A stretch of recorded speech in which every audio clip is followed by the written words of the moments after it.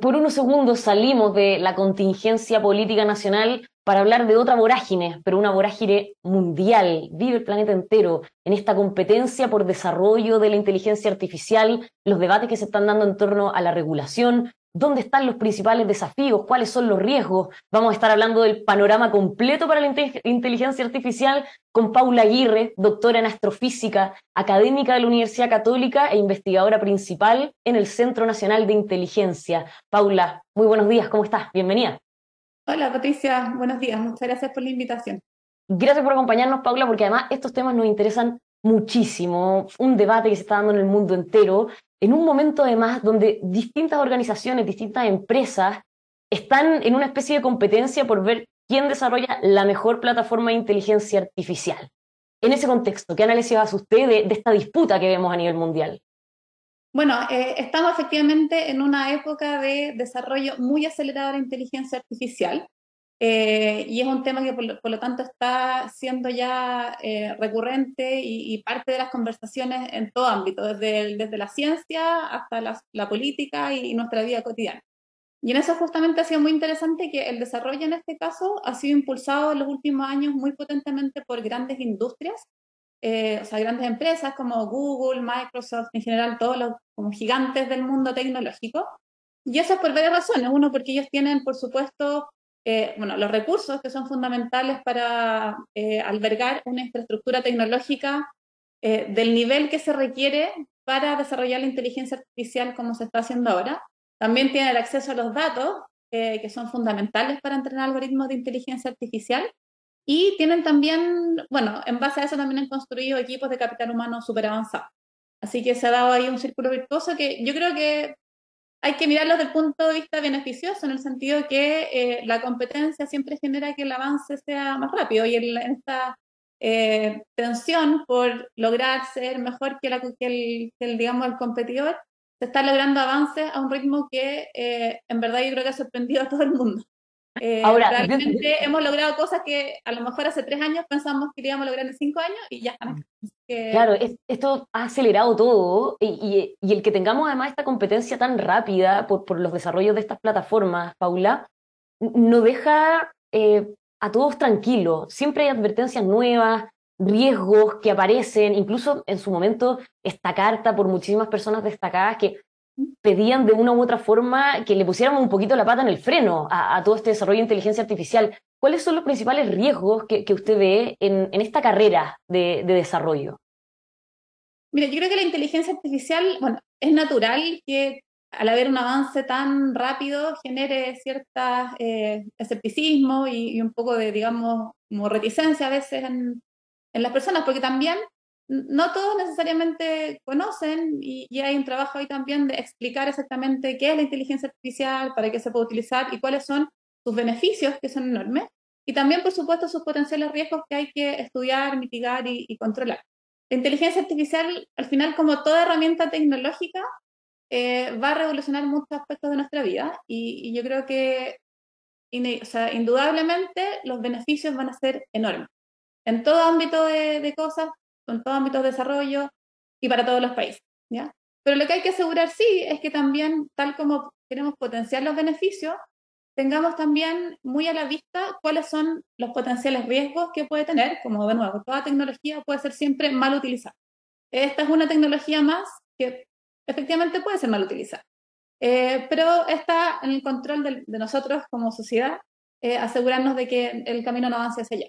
Entonces hay riesgos asociados con, primero, el uso que se le puede dar a distintos algoritmos, porque por ejemplo uno puede pensar en usos que sean negativos para las personas.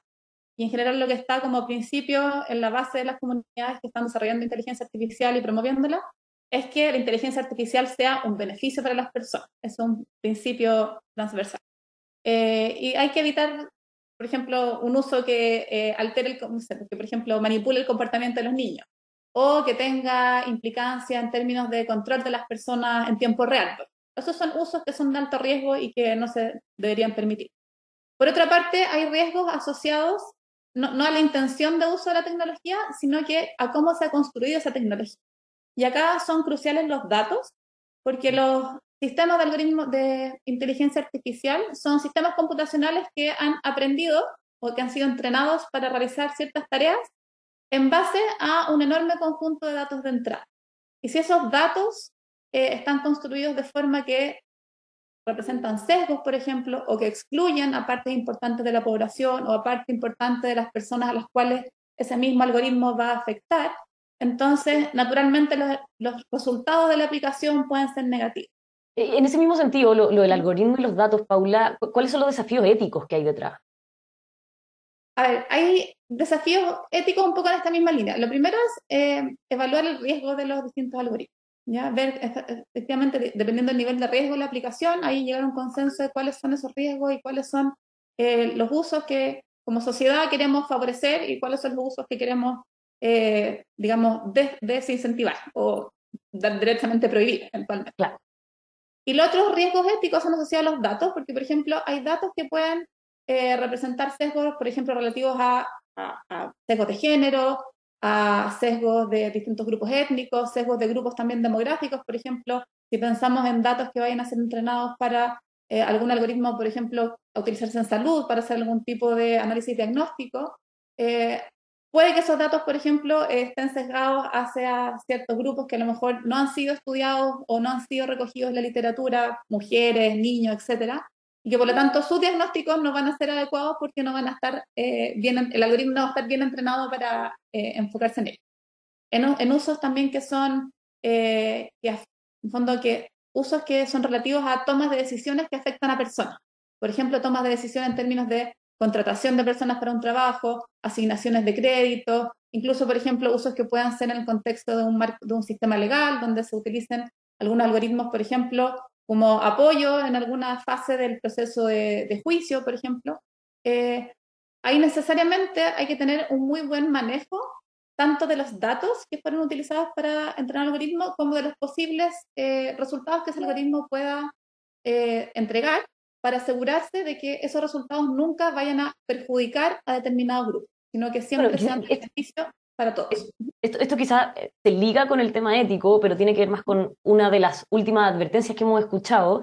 El presidente de la Comisión de Bolsa y Valores de Estados Unidos hablaba de todos los riesgos que hay respecto a la inteligencia artificial y la fragilidad que podría causar en el mercado financiero, como una disrupción en los mercados. Esto al final empieza como a permear en cada una de las áreas de la vida. ¿Cuáles son los riesgos que podríamos ver en esa materia, Paula? Bueno, ahí, por supuesto que en el mundo financiero el tema de la ciberseguridad cobra una relevancia fundamental, porque efectivamente uno podría pensar, así con una mente negativa, en algoritmos que estén orientados a realizar transacciones masivas, digamos, en base a, a predicciones instantáneas de hacia dónde va, digamos, evolucionando el mercado y que esas mismas como transacciones masivas alteren el funcionamiento y la dinámica normal del mercado. ¿Ya? Y eso lleve a, por ejemplo, si alguna empresa vean bajar o subir perniciosamente su valor. ¿Ya? Y eso cause bueno, todas las consecuencias económicas Una que puede tener. perturbación del mercado, sí. Claro, una perturbación del mercado que no es una perturbación natural asociada a la dinámica natural de la economía del mundo, sino que asociada a algoritmos automatizados que, en base al uso de información que, bueno, si no estamos poniendo la perspectiva negativa de información que no sabemos exactamente cuál sería, podrían tomar decisiones perniciosas. Entonces, ahí en ese ámbito, por supuesto, por ejemplo, ese tipo de algoritmos son probablemente usos que no se deberían permitir y que hay que preocuparse bien, digamos, y tener una buena conciencia de cómo evitarlo. Y ahí, por otra parte, la inteligencia artificial es una gran aliada también, porque la inteligencia artificial también apoya al mejoramiento y al desarrollo mucho más avanzado de los sistemas de ciberseguridad. Entonces, es una herramienta que nosotros, por supuesto, como sociedad la queremos usar de las formas más positivas posibles, y es una herramienta tan poderosa que también permite Pensar en esos usos positivos. con un buen desarrollo, usarla como defensa también para posibles usos negativos. Bueno, entendiendo que existe la posibilidad de que no siempre se le den usos positivos y pueda ser utilizada para todo lo contrario, el mundo completo está planteándose la regulación. En Chile también estamos siguiendo ese camino. Hay un esfuerzo en el Congreso por llegar a un acuerdo en cómo y por dónde debería ir esta regulación de inteligencia artificial en Chile. ¿Ustedes desde el Centro Nacional de Inteligencia creen que es necesario regular la inteligencia artificial? Bueno, esta es una discusión que está en boga en todo el mundo, tanto en Europa, que a lo mejor es un poco líder en este ámbito, como en Estados Unidos. Se está discutiendo activamente cómo se debería abordar la regulación de la inteligencia artificial y por supuesto Chile no está ausente. Y en el CENIA, que es el Centro Nacional de Inteligencia Artificial, también es parte de los temas que se discuten. Eh, Efectivamente, creo que hay que avanzar hacia una regulación, pero el punto es cuál es el alcance de esa regulación. Y lo Claro. que se está proponiendo, por ejemplo, ahora en la Comisión Europea, es más bien, más que, lo que pasa es que es un tema que avanza tan rápido que también es un poco riesgoso y poco a lo mejor realista pensar que ahora tenemos la capacidad de regular con detalle cómo va a ser el avance de un mundo que a lo mejor en un año más ya va a ser completamente distinto a como es ahora. Entonces, necesariamente una buena ley tiene que ser lo suficientemente abierta y flexible para que permita controlar bien los riesgos de la inteligencia artificial, pero sin frenar tampoco su desarrollo activo y sin desarrollar, por supuesto, la innovación y la tecnología y todos los beneficios que ese avance puede tener. Entonces, Claro, hay un y que no equilibrio estemos muy teniendo esta importante. discusión, y que no estemos teniendo esta discusión todos los meses, todos los años, por el acelerado camino que está teniendo. Claro, entonces hay un balance crucial entre, digamos, mitigar los riesgos, pero sin frenar el Mm. desarrollo. Porque el mismo desarrollo de la inteligencia artificial es lo que nos permite entender y conocer mejor los riesgos y también aprender a controlarlos de buena forma. Entonces ahí seguir estudiándola y desarrollando lo fundamental. Lo que yo creo que lo que hemos, o sea, personalmente y a lo mejor es como hacia dónde avanza un poco la línea de la regulación, es identificar lo que se llaman sistemas, o sea, niveles de riesgo de la inteligencia artificial, definir ciertos usos y ciertas aplicaciones que son consideradas de altísimo riesgo y que son sistemas entonces a los cuales hay que ponerle mucho más ojo, mucho más control y a lo mejor ahí establecer ciertos mecanismos para asegurarse de que esos sistemas de alto riesgo o no se apliquen o se apliquen en condiciones, digamos, muy bien conocidas. Y otros, a lo mejor, sistemas de riesgo intermedio que, bueno, requieren un nivel de regulación menor y otros sistemas, a lo mejor, de inteligencia artificial que tienen un impacto que no es tan relevante y que se pueden desarrollar libremente. Y lo fundamental es que también asegurar que esos sistemas de inteligencia artificial eh, de alto, por supuesto, y también de mediano riesgo, cumplan con ciertos principios, y acá es fundamental, yo creo, la transparencia y la trazabilidad de esos sistemas. O sea, ok, podemos desarrollar un sistema, pero tiene que ser absolutamente claro cómo se desarrolló, cómo se diseñó ese sistema, digamos, cuáles son los datos que se usaron para entrenarlo, y tener un conjunto de especificaciones técnicas y de, digamos, información disponible que permita que cualquier persona experta, o no tan experta, pero cualquier persona que quiera auditar ese sistema pueda hacerlo y tenga disponible la información necesaria para poder chequear, digamos, todo lo que se requiera respecto a esos posibles sistemas. Eh, Se han hablado, por ejemplo, en algunos casos de establecer una comisión que haga ese trabajo obligadamente.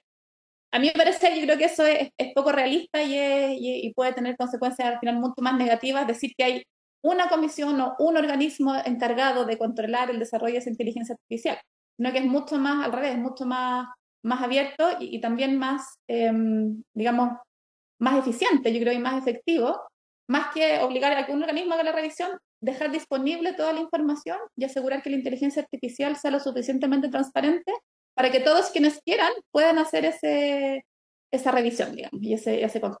ya, o sea, es necesario regular, pero esta regulación tiene que ser muy amplia, no con tantos límites, porque esto avanza de una forma que no podemos prever, básicamente. Tiene que ser una regulación que se pueda ir adaptando a los ritmos de avance de la inteligencia artificial. Difícilmente yo creo que hoy tenemos toda la información para hacer una ley completa que en 5 años más siga siendo útil. Paula, hablabas de los datos que se usan para entrenar las inteligencias artificiales, las plataformas, estas máquinas, básicamente, y quizás ahí hay uno de los debates que más uno puede ver a nivel global como persona común y corriente, lo que tiene que ver con los derechos de autor. Ese debate en particular, ¿cómo lo ves? Bueno, eso está así. Bueno, lo que ha ocurrido últimamente es que todos estos grandes modelos de lenguaje que están entrenados, como por ejemplo el que está en ChatGPT, y BARD, y Llama, y otros que han ido apareciendo rápidamente, son entrenados. Lo que hacen esos modelos es interpretar y generar lenguaje parecido al humano, lenguaje, lo que llamamos lenguaje natural. Para aprender a hacer eso, los algoritmos son entrenados con conjuntos de datos gigantescos que son básicamente enormes compilaciones de textos de todo tipo, extraídos principalmente de la web. Y dentro de esos textos, efectivamente hay textos que pueden ser hay un problema ahí, por ejemplo, de transparencia, que no tenemos el detalle exacto de cuáles textos fueron utilizados para entrenar el modelo. Y es posible que muchos de esos textos sean textos, por ejemplo, novelas, textos literarios, piezas artísticas, qué sé yo, que tengan derechos de autor. Y ahí el debate está efectivamente cómo se respetan esos derechos de autor o si se está infringiendo el derecho de autor al utilizar esos textos como insumo para entrenar un modelo. ¿Ya? Lo que pasa ahí es que finalmente lo que se utiliza para entrenar el modelo no es el texto tal cual, sino que ese texto es en el fondo procesado y un poco, digamos, desmembrado y transformado en pequeños pedacitos de palabras que son los que se utilizan realmente como insumo para el modelo. Entonces uno podría también argumentar de que lo que entrena el modelo no es el texto con derechos de autor, sino que es una especie de conjunto de subpedazos de eso. Entonces, bueno, hay un debate interesante y en Estados Unidos ya han habido demandas a los Claro. creadores de modelos por sociedades de derechos de autor que Bueno, alegan justamente eh, este punto.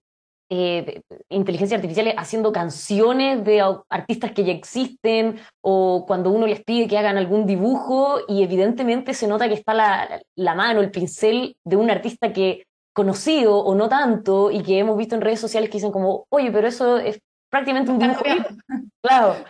Es quizá el nudo más complejo de los debates que se están dando en cómo nos afecta el desarrollo de la inteligencia artificial, lo que está creando ahora.